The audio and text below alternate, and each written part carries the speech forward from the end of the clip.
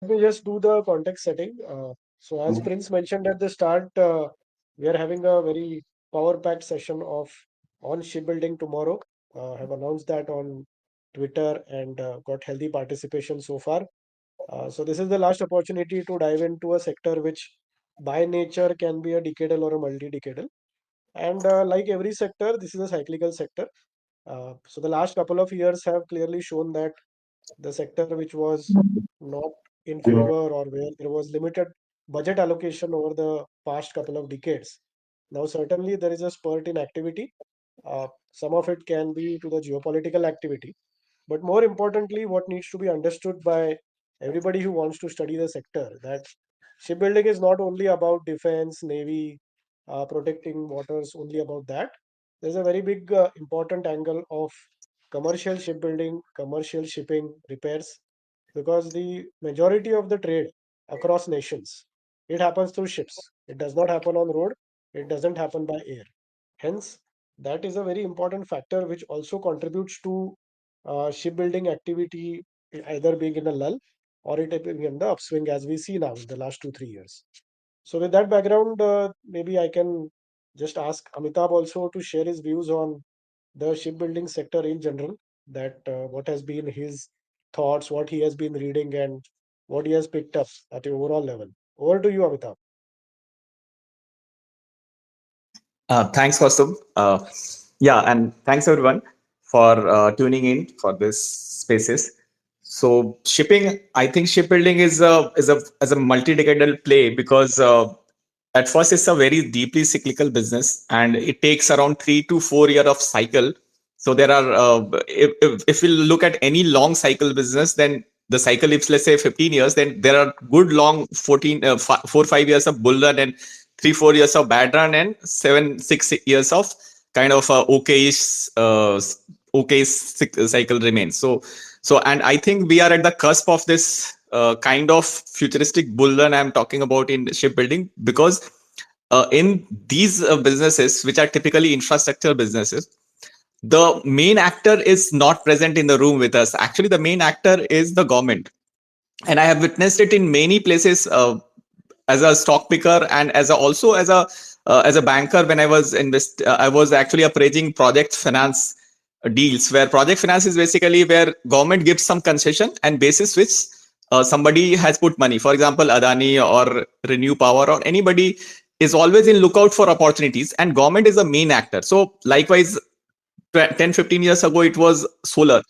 At the base level, solar was booming in 2010. So I've seen it very closely, that 2010 say 15 20 tak solar ka backbone was being built, and then 15 16 onwards, good, we as a stock market investor also Borosil Renewable and likes of these kind of companies started coming up for IPO in 2018 or 19. And now we have a handful of solar portfolio altogether.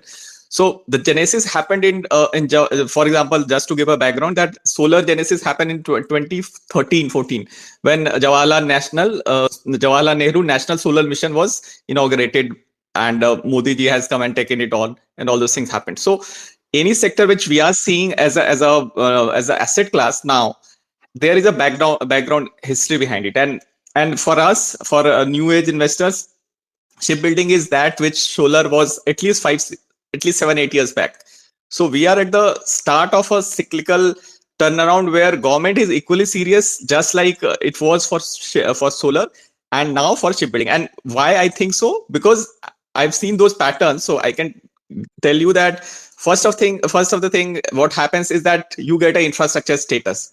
So renewable solar and anything, wind sector got infrastructure status 10 years back, solar got 10 15 years back. So this status has come to this sector just not more than 3 months back. So we got this approval just now, that we are looking at an infrastructure segment. And when we talk about infrastructure, then there is another word which also comes along, and that is called PPP, public private partnership. So then this sector gets opened. So the whole idea of doing this podcast and doing this whole webinar is that when things will come, when you will start noticing that, Okay, Adani was initially into port, for example. Adani is already there, JSW is already there, but they will try to get into, let's say, shipbuilding. Some they will do some joint venture, some MOU or something. So the smart money would start coming into this sector, and there are already two biggies. I've already mentioned that they are there. So smart, and the example of this is that if you look at Titagar wagon, which is a smart money and into railway wagon system, now they have set up a shipbuilding unit. So the smart money is already flowing in. So two things we have noticed in this for sure is that government is ready giving infrastructure status. Now second, government has done other thing also, which I'll talk about later. But private money, smart money is also flowing in. When people who had seen it coming, they have put money into it. And a couple of even off the ground also, if we touch base with people in the western coast. So if somebody, I have ground feed from Goa also, that some landlords are being approached by some for land for giving yards for making shipyards or some shipping related activity के लिए people are vying for land near the shore. So these are the supported by a ground feed also. So there are two three strong reasons why I feel that shipping is the next sunrise sector for India, and that's why we would like to have a deep detail with Kaustubh and team in this coming tomorrow. So I hope you guys can have a better perspective on it when we have a very structural presentation and layout on the every aspect of it. And I'm sure this will be a very good ground for looking out for 3 year, 4 year kind of stories, because that's where alpha will be created if we are early. And right now the valuations are also good in generally speaking. So that's a good opportunity for long term investor. So I think with that, Prince. Thanks. Thanks, Amit. Yeah. So coming to Costa Bay, like primarily a majority are stuck about the three main shipyards, namely the Mejgaon Dock or SCL and GRSE as a company. So, and even people are not aware what actually they produce. So, would you like to touch base about this, because you have been covering this aspect tomorrow? Yeah, sure, Prince. Uh, so first of all, I guess what is necessary is when we talk about defense and navy, let me just explain a couple of basic concepts or key concepts which matter, and then we can understand what a shipbuilding company does and what kind of a vessel is being produced. So first of all, just like for any subject, we need to know the basics. There are three types of navies. So there is called a blue water navy. Uh, Non-blue में green आता है और brown. So basically, what is blue water navy? So in navy or defense, it all depends on how a country projects itself as a power, as is the normal case in defense. So blue water is basically the country or the country's fleet is capable of operating across deep waters of open oceans globally. मतलब आपका country है उसके जो ports है, not within the vicinity or periphery of that, but you can go thousands of miles across various oceans and you can station yourself or participate in a war or even a defense mechanism. So the operational coverage can be thousands of nautical miles and they can even operate in another hemisphere. Now, what happens is whenever you have this kind of a capability, it is not just about sending your warships, it is also about having a fleet of ships which are called support staff or support ships. There are oilers, there are supply ships that allow the fleets to refuel, rearm at the sea itself. Okay, so they don't have to go to a particular port or they don't have to come back to the home port. So just to give an example, at one of the, of course, US leads as far as the naval power is concerned, post World War One, World War Two, and even now. Uh, you will be surprised that in some of the battles in the high seas that US was leading, there were ships which were filled only with ice creams in the support. So that was like the kind of preparation they had to support their the fleet which was actually fighting at the sea. So there have been times when in a couple of wars, seeing this kind of a provision that the crew which is fighting on board, they are being supplied ice cream by other ships of the US. It's actually the Houthis and some of the pirates have ran away. Okay, so that is the importance of practically carrying a city on the on water. Okay, then of course you need to have air power like aircraft carriers to provide own air support, aggression, and you don't again need to go to land bases to fire your torpedoes. So this is the first thing, and over here, of course, US is the main one. The front ranking or the best top power in the world. That is, they have a fleet capacity and a support capacity and a firepower capacity through navy to fight in any hemisphere, any ocean, any continent. So the distance from US doesn't matter. So that is the kind of power or naval positioning that they have. It is followed by, of course, a couple of European nations, and then, of course, China has rapidly transitioned in many spheres, including this. So now, as we understand, this is blue water. Then there is green water navy, which can be considered capable of generating and defending their own nation and going a few hundred kilometers into the ocean, but basically defensive in nature. So over here, of course, we have India, which is a very strong green power navy, which is transitioning into blue water. That is the aspiration. And as Amitabh mentioned, as we are going to get policy support and government initiatives, whether it is financing, whether it is infrastructure status, that is all primarily with the objective of modernization of the navy, because many of the naval projects to produce submarines and the destroyers have not materialized in the last 2 3 decades. So now, as we understand the difference between the type of navy that we have, now we can understand what is needed to be either blue. So first of all, for a blue water navy, you need to have the aircraft carriers in multiples. Okay. So if you just look at the numbers, then uh, of course US has the highest numbers aircraft carriers across the world. So uh, US has 11 versus single digits for most other nations. And if you look at which company in India is able to manufacture aircraft carriers, then it is obviously Cochin Shipyard. Then you have the next important, which is destroyers and submarines. So destroyers are those who can not only go along with your aircraft carrier, but they can launch massive attacks in the sea. So these both are manufactured by Mazgaon, which is fairly Mazgaon. Uh, so destroyers and submarines are manufactured by them. And the third is obviously GRSE. Now it is a riverine kind of setup, which is around the Hooghly. So they can manufacture smaller vessels which can be transported across the river, and then they can be taken to the sea. So the next level, which is corvettes and all, frigates, which are again either a defense or a fighter mechanism, this can be manufactured by GRSE. So this was a lowdown on exactly what is needed to position as what. And as we see India modernizing, all the three companies are going to get a lot of orders. They're on the way. And currently, the order books can be in multiples of their revenues that they are clocking. Over to you, Prince. Thanks, Costa Bhai. So coming to Amitabh Bhai, yeah, I mean, there is a saying and truth as well. Those who controls the water rules the world, and we can surely see the policy level interest of the government, which was missing some time back. But again, I would want to understand from you to touch base, like on a policy level, what are the telltale signs or changes you experience at this point in time wherein we can relate that this is something government is serious, because this sector has a long gestation period, right? And we have, you already talked about the cycles within that. So would appreciate some touch base on that.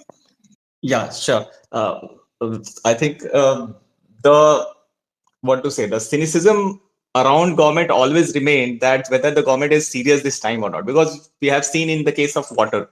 So water segment, there was Jal Jeevan mission, and there were a lot many things were happening, and there were so many listed company going on go and talking about Jal Jeevan mission and all, and stock of price also moved, and many investors followed also, and but for they got a heartburn because ultimately the cash flows which were government to give supposed to give, they it did not come to all the companies who are involved into it, and there were lots of graft involved at the local level also. So government blamed it to the state that okay, these guys are corrupted, so I'm withholding the funds, so I'm not giving funds to let's say any somebody who laid pipe for us in Jal Jeevan mission.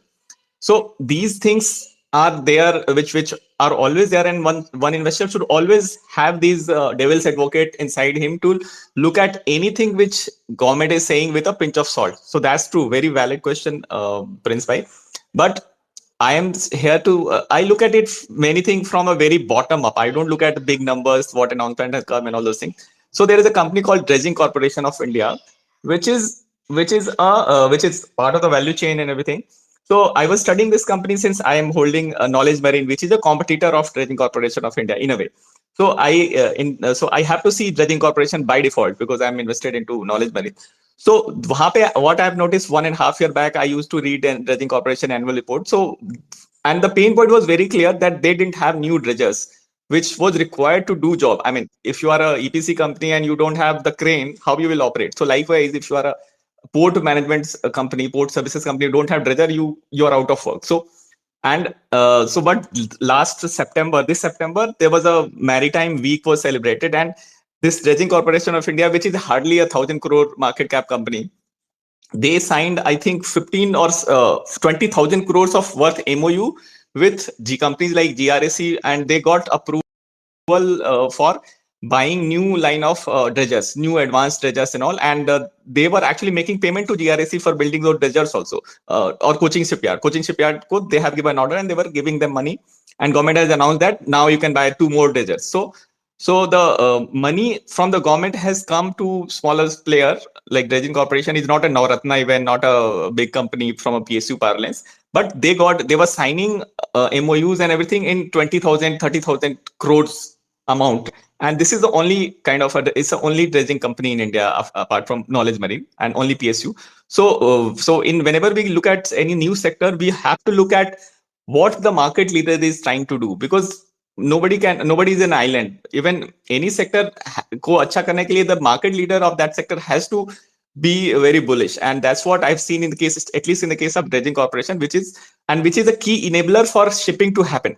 So dredging is the step one. When you dredge, you kind of create the draft. Draft is a technical term for the depth of a port, in a way that if you need at least 14 meter of draft for a commercial ship to come into your port. So for making the draft of 14 meter, you need dredgers, you need advanced dredgers. So government has been doing it for through Dredging Corporation. Now going forward, still there is some time lag.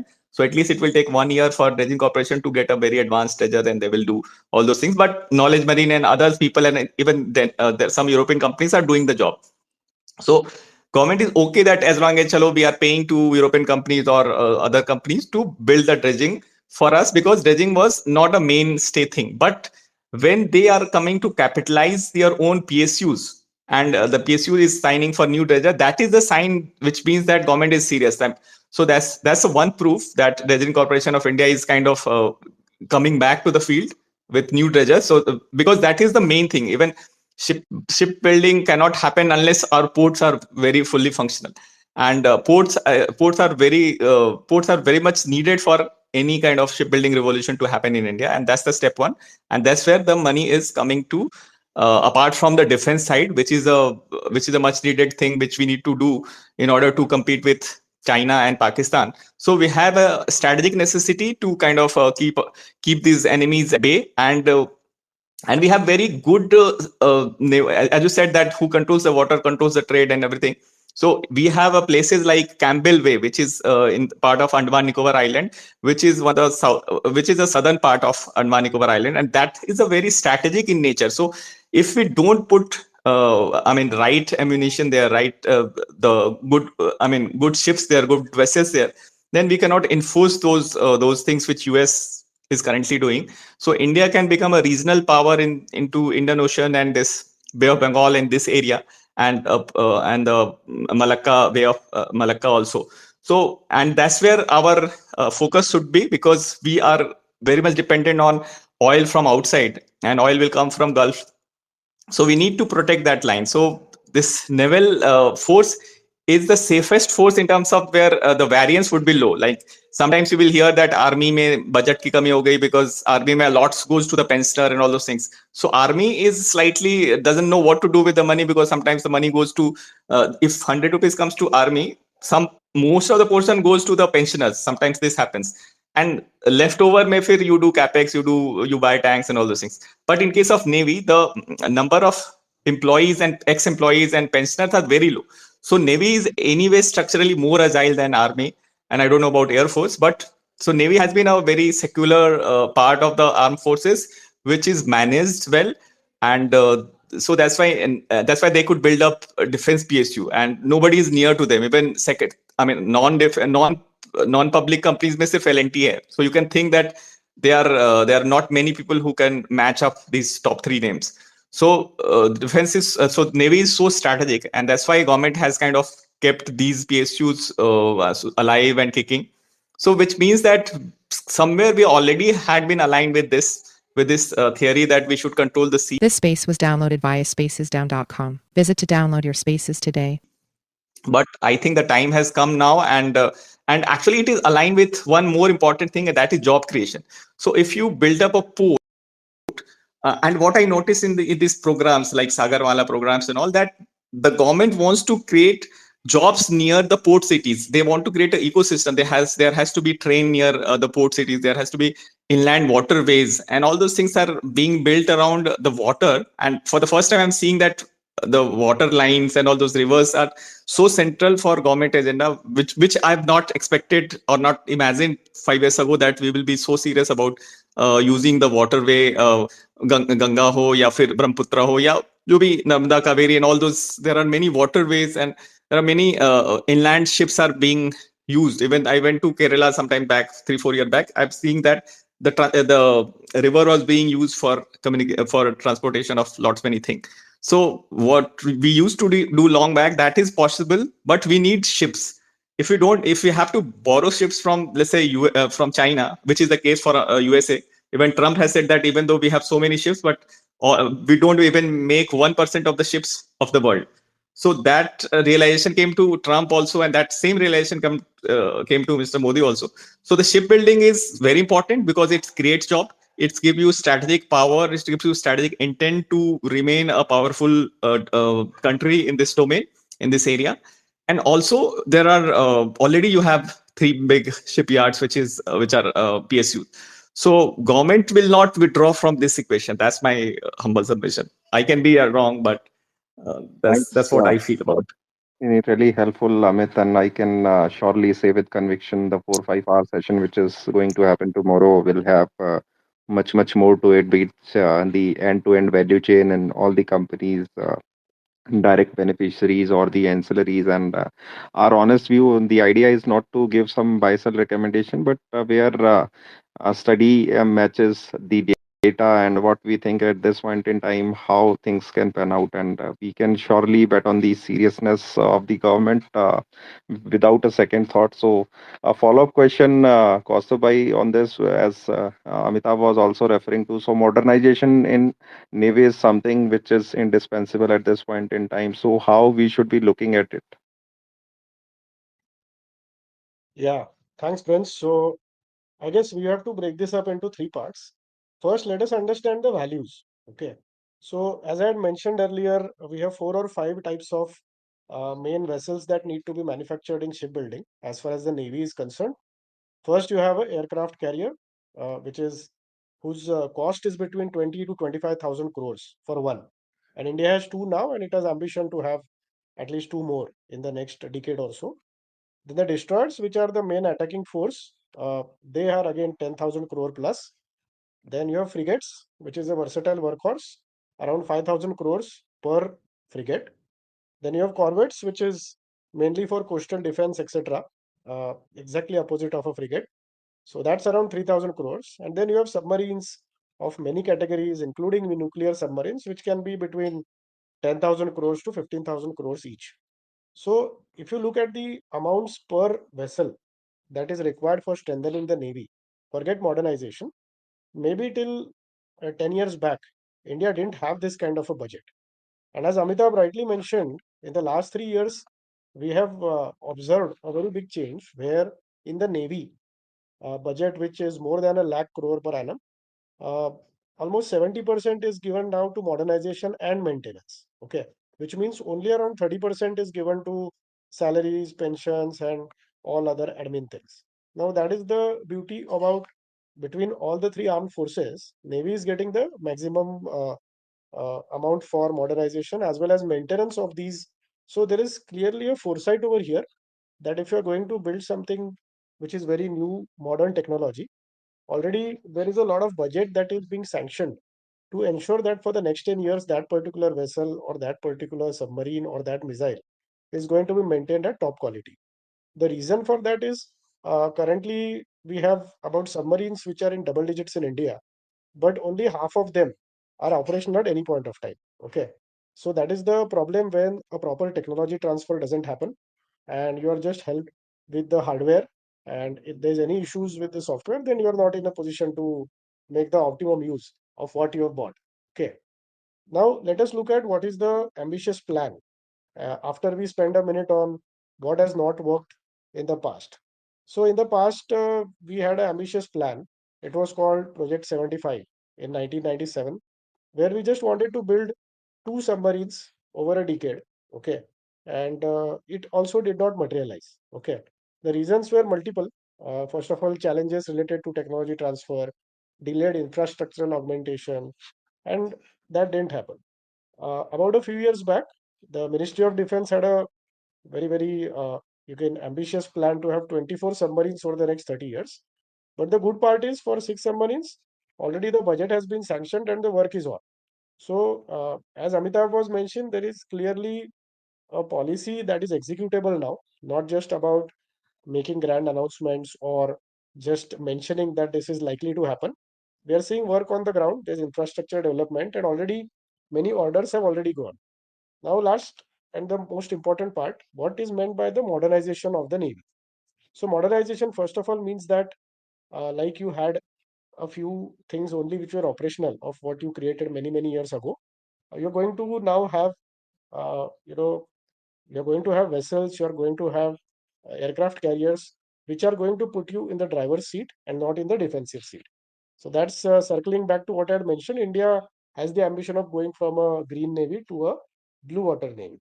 So the priorities remain creating a next generation surface combatants. So 70% or 60% of the budget of modernization is going into funding the next aircraft carrier, the frigates, and as well as the fleet support ships. So when we were reading all this, we realized that there is certainly a foresight that you just don't want to create attacking vehicles, but actually there is a big budget which is sanctioned for creating the support ships, as I had mentioned, whether it is refueling tankers, whether it is armaments.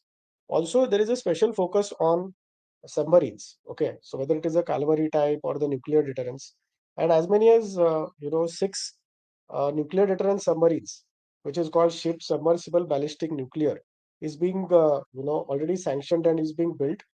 The best part about this particular submarine, it is a hunter designed to hide. So as you all know, a submarine typically is underwater and it does not want to get detected even by regular sonar technology.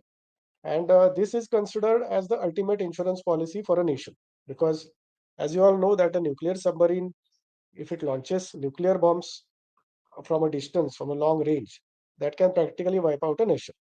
So this is the kind of modernization that is being looked at. We are not just doing maintenance kind of or replacement theory over here. And as you all know, when you have an aircraft carrier, the aircraft carrier also will have aircrafts, it will have missiles, so it is attacker. So there are helicopters, there are BrahMos missiles, there are Sea Guardian drones. All that is part of the Navy budget. So our study clearly tells us that this is a policy which has been made well thought out to transition India from a green water navy to a blue water navy. Secondly, it is also necessary considering the geopolitics of the last many years, where first of all we had a one problematic neighbor. Now practically in the last 10 years, I guess every neighbor can stake their claim to create a problem for India one way or the other, and many of them don't look like sovereign states anymore. There seems to be somebody else who is deciding who will be the ruler or who will be the government over there. Barring that, if you look at the Indian Ocean route, okay, the Indian Ocean route and the Suez Canal, etc., they have been very important as far as trade are concerned. And in the recently concluded visit of Mr. Putin yesterday, there was a basic understanding of how they can strengthen on the trade part, which means that other than the Suez Canal, there is a very particular route that was being spoken about. That particular route can be used, which is the Chennai Vladivostok corridor, Eastern Maritime Corridor. This was discussed where the Indian shipyards can potentially build vessels which can go through that and which can be always an alternative if the Suez Canal comes under threat in terms of being not able to take your merchant navy through. through those Suez Canal route. So we are excited about this, and not only will the three main shipyards benefit from this kind of a multi-lakh crore orders that are coming, but a very big ecosystem of smaller companies is going to benefit for the simple reason that suppose Cochin Shipyard is going to get an order for two aircraft carriers totaling to 50,000 crores, or say Mazgaon Dock is going to get an order for five destroyers for 55,000 crores.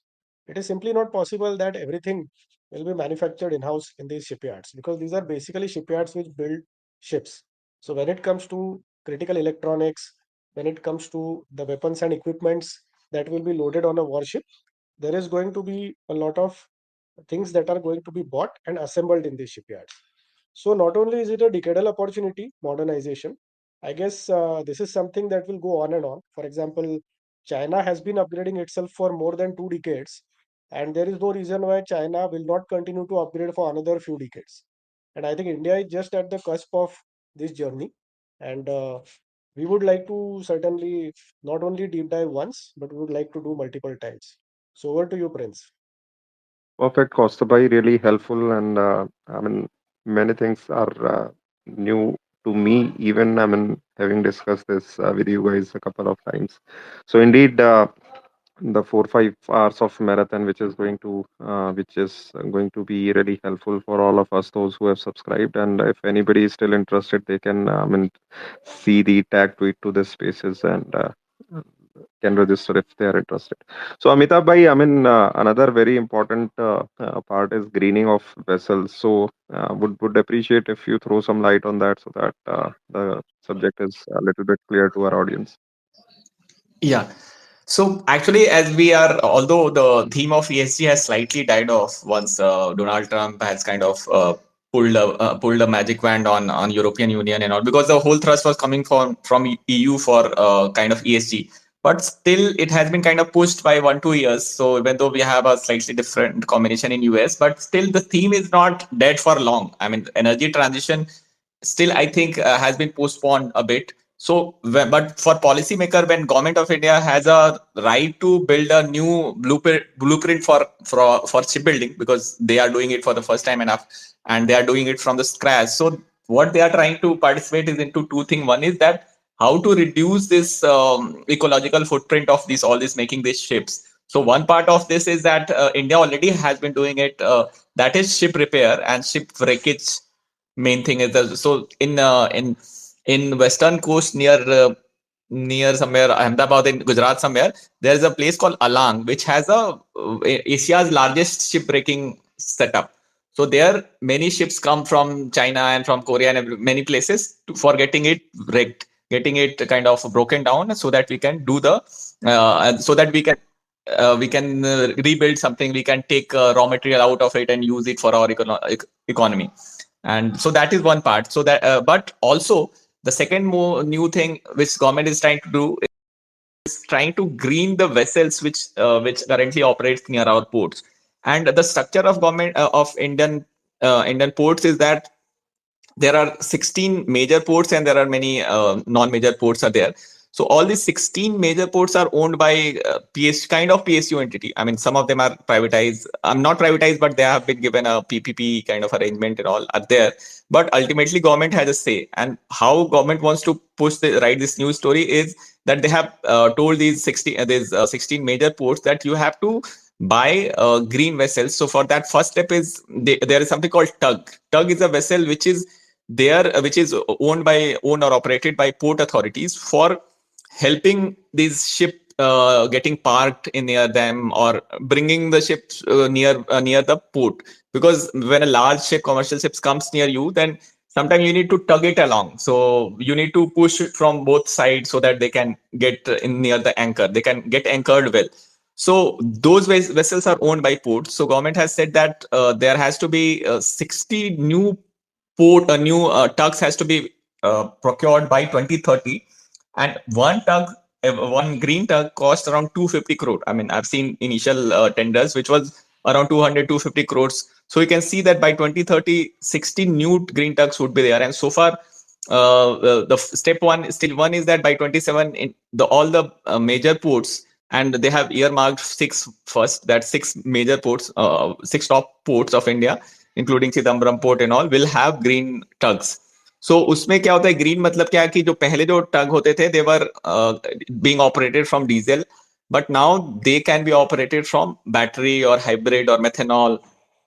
So so there are companies like there are companies who are making it in India, like grse has the capability to build tugs inside India using Make in India emblem, and even Knowledge Marine has also won two orders out of 7-8 announced so far. So there are around 16 orders to be done by 2017, and some of them has been won by KMEW, some are won by being participated by GRSC, and even Cochin Shipyard can make these kind of green tugs. So in the value chain, we have capabilities, and we need to see that how this gets played out, because as I said, that 300 crore ka ek order hoga. So it gives a good TAM for any India-based manufacturers, and that kind of give us a fillip to onboard new companies into this value chain, because unless government will not do these kind of things, which may be coming from a ESG angle or whatever reason, because even renewable came because of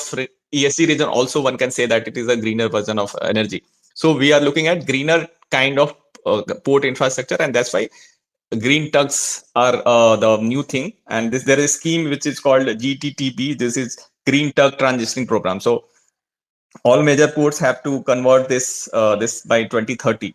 So this is one opportunity which I think where many small companies who have the capability can participate and win some contracts. So that's the kind of a government is serious. That's why these kind of projects are being bid. And the Minister of Port has recently given a announcement also. He flagged off the steel cutting ceremony for India's first all-electric green tug. This is a headline for 3rd December, just 2 days back. So lots of countries' focus is moving towards sustainability and energy efficient maritime operation, because ultimately it is all tied to India's trade deficit.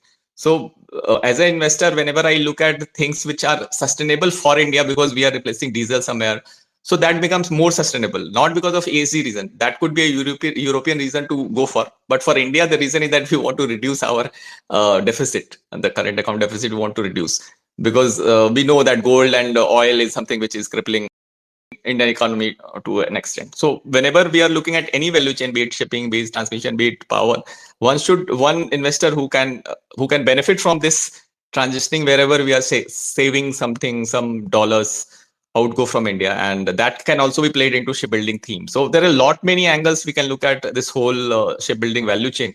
So we need to know who is doing what. So if you see that thirst of government is a lot more to save dollar, because we are seeing that rupee is crumbling to 90, and all those things are subconsciously that tells me that, okay, the business plan for these companies who are aligned with sustainability on port or sustainable green tug program, so their future cash flow priority gets better and better, and that's how you will see that these things will reflect into stock prices. And there is no science behind it, but we cannot really know what is happening, but this is a sentiment thing, and this thing gets stronger as and when we are kind of facing the wrath of dollar. Let's say our rupees depreciating. So a lot more macro things are also involved into when we are dealing with diesel and greening of energy programs inside India, including shipbuilding. Over to you, Prince. Thanks, Amitabh. So, not sure, Amitabh, we are ready to take company specific question or not, but I leave it to your discretion. So, one question I received in DM is on the Shree Refrigeration.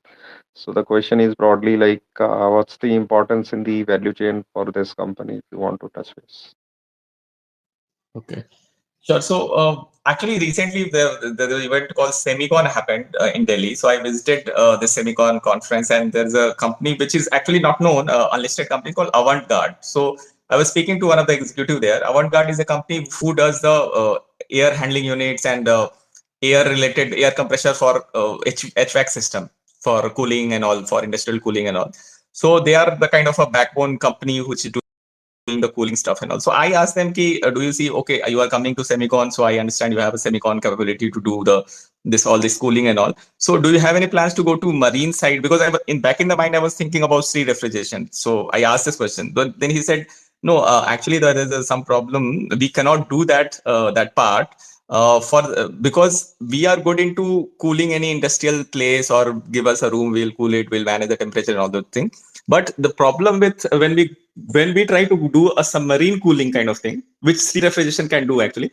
So submarine में क्या होता है कि the it's a whole small planet in itself. Submarine को cool करना is itself a task, because submarine is generating heat inside, because it has to move. और वो diesel से चल रहा है, तो it will create some noise, it will create some gases, it will create some heat, and under a pressure of so many bars. So it's a high pressure, and submarine has to be in the stealth mode. If you find a noisy submarine, then the submarine purpose is defeated. It's not. It has to be in the stealth mode, so it should be making less noise. It should be doing its own thing very calmly. So this guy, avant-garde guy, said that we cannot cool these kind of structure which are very difficult to operate. So submarine may our hands are tied. They require a super level kind of efficiency to operate the temperature inside a submarine, which is a different ecosystem. So we don't do it, even though we are master into other field. So I realized this, that Shree Refrigeration is doing that submarine cooling and all those things. Ship mein cooling ka HVAC system they are setting up. So that gives them a kind of a strategic advantage in terms of margin wise, I think, and TAM wise, they can do well when more submarines we are making. But we have to look at that how many submarines program we are running for them, for Shree Refrigeration to do really well, because that's where their forte lies. But minus submarine for normal shipbuilding also they are approved, and all those things are there. So shipping HVAC system is a complex affair which they are master of. So I'm sure. So that's how I look at this company. And also they're getting into data center. So they have a technology tie-up with a smart SMARDT. That's the company name. It's a French company or Canadian company. But their cooling system is not. I've not checked in industry that whether these cooling system gets used into data center or not, because they have a slightly different cooling system. So I don't know how many takers would be there. So data center side, I'm not technically very confident that they will get their fair share of market with this new technology tie-up which they are doing with this company. But on the other side, which is basically their main cash cow, the submarine cooling and the shipping cooling and all those things, they are quite hands-on into it. But the only thing, one should always look at the cash flow situation also. So having said that they have a good backup, a good approval from all shipyards and all. So that saves time, but still this is not a very good cash flow situation to be in from an investor point of view. So I hope I answered your question. You surely did. Thanks, and we'll cover more tomorrow.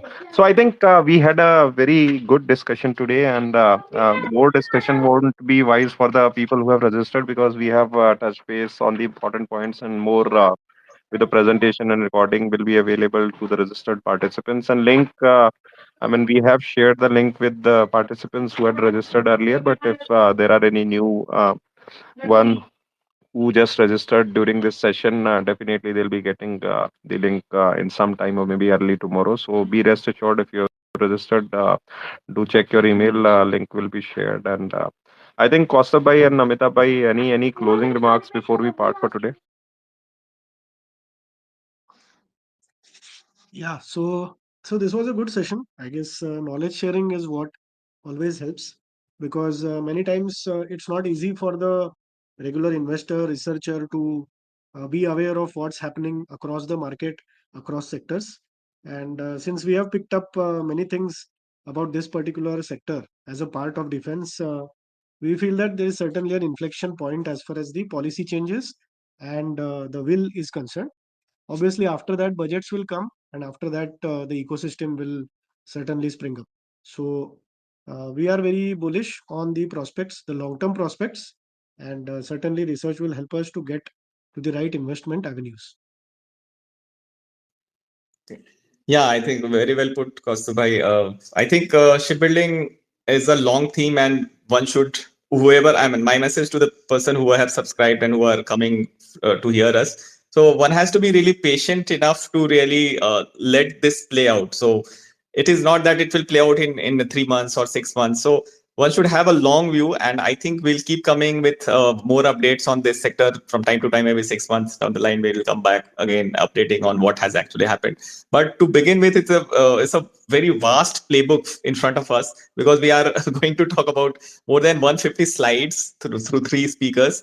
So it is going to be a very good sessions, because looking at the slides, and we have Manthan especially has put so much effort to put it across to you.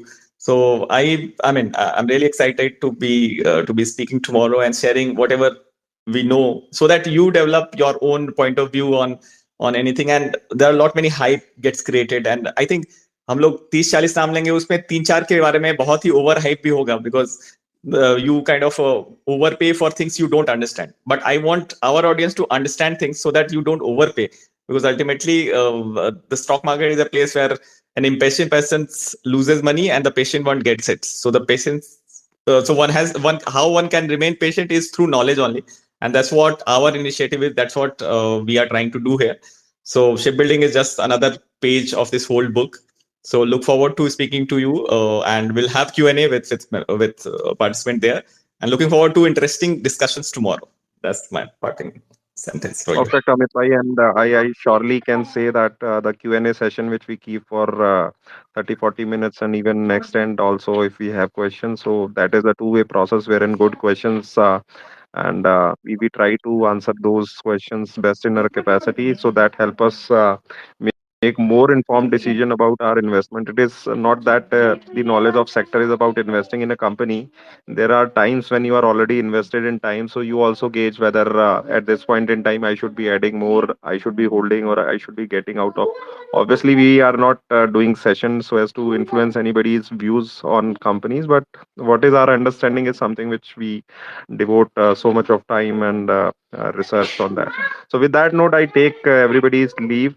Thank you so much for joining. I hope we added some value, and those who will be joining us tomorrow, see you in the morning. And in case any link issues, you can surely DM at Alpha Wealth, or maybe my handle or Amitabh Bhai's handle, and emails are always available. So definitely you can do that. Yeah, Kaustuv Bhai.